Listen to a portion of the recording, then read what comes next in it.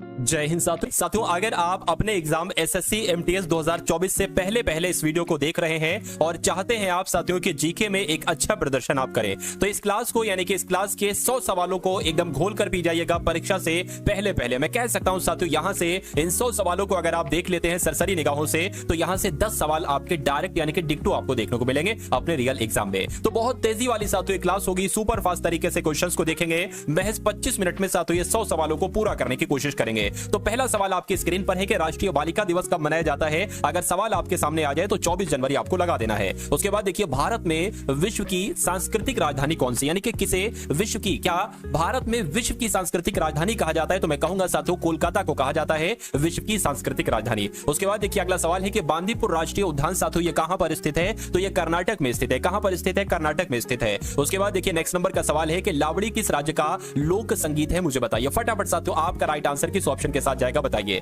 तो अगर आपका उत्तर साथियों यहां पर महाराष्ट्र है तो मैं कहूंगा बिल्कुल सही आपका जवाब है, यानी कि लावड़ी ये लोक संगीत कहां का है? यह महाराष्ट्र का है। अगला सवाल है कि केरल की नाव दौड़ किस त्योहार की विशेषता है? तो केरल की नाव दौड़ किस त्योहार की विशेषता है आपसे यहां पर पूछा जा रहा है।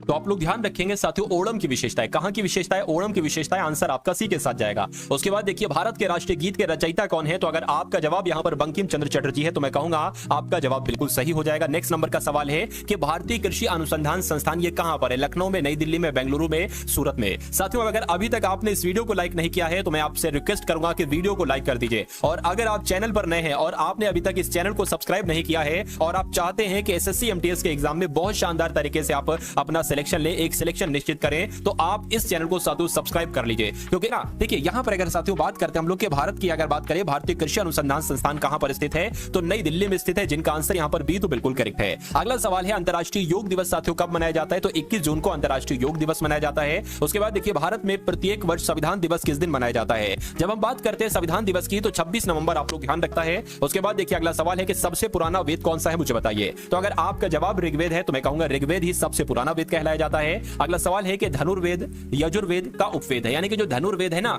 ये यजुर्वेद का एक उपवेद है। इसका संबंध निम्न में से किससे है? तो इसका संबंध जो है ना ये युद्ध कौशल से। किससे संबंधित है? ये युद्ध कौशल से संबंधित है। कौटिल्य का जो अर्थशास्त्र है ये हमें किसके प्रशासन के बारे में जानकारी देता है? यानी कि अर्थशास्त्र में किसके संबंध के बारे में जानकारी मिलती है? तो मैं कहूंगा मौर्यकालीन इतिहास की जानकारी मिलती है। तो यहां पर साथियों खाली जगह में क्या आ जाएगा? मौर्य यहां पर आ जाएगा। चलिए अगला सवाल है कि मौर्य साम्राज्य की स्थापना किसने की थी? मुझे बताइए। तो चंद्रगुप्त मौर्य की अगर बात करें, चंद्रगुप्त मौर्य ने ही क्या मौर्य साम्राज्य की स्थापना की थी? मैं कहूंगा हां बिल्कुल चंद्रगुप्त मौर्य ने ही मौर्य साम्राज्य की स्थापना की थी। चंद्रगुप्त मौर्य ने अपने अंतिम दिनों में किस धर्म को अपना लिया था? तो इन्होंने साथियों ये जैन धर्म के अनुयायी थे और इन्होंने अपने जन्म के मृत्यु के अंतिम दिनों में जैन धर्म को अपना लिया था। अगला सवाल है भारत के भौगोलिक मानचित्र कौन तैयार करता है? बताइए। तो भारत के भौगोलिक मानचित्र की अगर बात करते तो ये तो भारतीय सर्वेक्षण के द्वारा तैयार किया जाता है। सही जवाब आपका होना चाहिए ऑप्शन नंबर डी के साथ। साथियों आपको बिल्कुल भी घबराना नहीं है, बिल्कुल भी परेशान आपको नहीं रहना है, ठीक है ना। एसएससी एमटीएस एक बहुत बड़े लेवल का एग्जाम नहीं है। ये एक तरीके से बात करें, अगर अच्छे से मेहनत बच्चा कर ले, अच्छे से पढ़ाई कर ले तो सिलेक्शन का दावेदार वो पक्का हो जाता है। तो अगर आप चाहते हैं साथियों सिलेक्शन लेना तो मेरा मानना है कि आपको GK GS plus current affair और उसके अलावा इंग्लिश पर आपको बहुत अच्छे से पकड़ बनाना होगी। मैथ रीजनिंग आपको भी पता है क्वालिफाइड है, ठीक है ना, लेकिन मैथ रीजनिंग में भी आपको ठीक ठाक मैथ रीजनिंग अगर आती है तभी आप क्वालिफाई कर पाओगे, ठीक है ना। तो इसलिए जीके की क्लास आपके लिए बहुत इंपॉर्टेंट है। अगर आप चाहते हैं कि जीके के डेली 100 क्वेश्चन मैं आपको कराऊं तो ऐसा भी पॉसिबल है, ये भी मैं करा सकता हूं। सिर्फ कमेंट सेक्शन में आपको बता देना। देखिए इस वीडियो को साथियों शुरू से एंड तक देखिएगा, क्योंकि इस वीडियो में मैंने 100 प्रश्नों के माध्यम से पूरी जीके के हर एक टॉपिक को साथियों क्या किया है, टच किया है, ठीक है ना। अधूरा अगर छोड़कर जाएंगे तो अधूरा ज्ञान आपको भी पता है बड़ा खतरनाक होता है, दिक्कत देगा फिर आपको। भारत और पाकिस्तान के बीच की सीमा का निर्धारण किसने किया था साथियों? तो किसने किया था? सर सिरिल रेडक्लिफ ने किया था। आंसर आपका जाना चाहिए सी के साथ। अगला सवाल है कि जो हमारा ब्रह्मांड है ये कितना पुराना, ये सवाल आपसे पूछा जाता है। आप लोग ध्यान रखेंगे 13.7 बिलियन वर्ष ये ब्रह्मांड साथियों पुराना है। अगला सवाल है कि सौर मंडल का दूसरा सबसे बड़ा ग्रह कौन सा है? तो दूसरा सबसे बड़ा ग्रह कौन सा है? शनि ग्रह ही दूसरा सबसे बड़ा ग्रह है। अगला सवाल है कि यूरोप वासी किस ग्रह की पूजा सुंदरता की देवी के रूप में करते हैं? मुझे बताइए।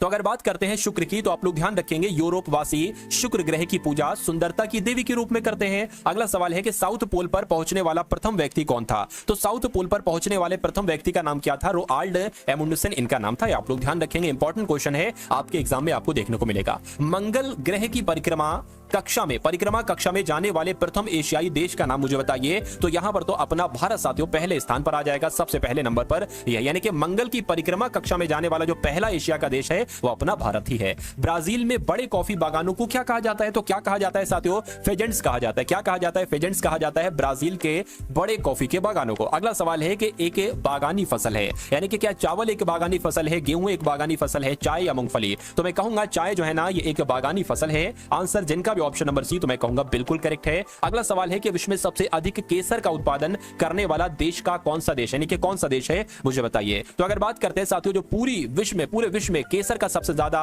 उत्पादन करता है वो कौन सा देश है? वो ईरान देश है। यह बात आपको मालूम होना चाहिए, आपको ध्यान रखना है। अगला सवाल है कि भारतीय संविधान ने देश की शासन प्रणाली के रूप में किस व्यवस्था को अपनाया है? तो संसदीय शासन प्रणाली व्यवस्था को अपनाया है भारतीय संविधान ने, ठीक है ना। भारतीय संविधान ने देश की शासन प्रणाली के रूप में किस व्यवस्था को अपनाया है? तो संसदीय शासन प्रणाली की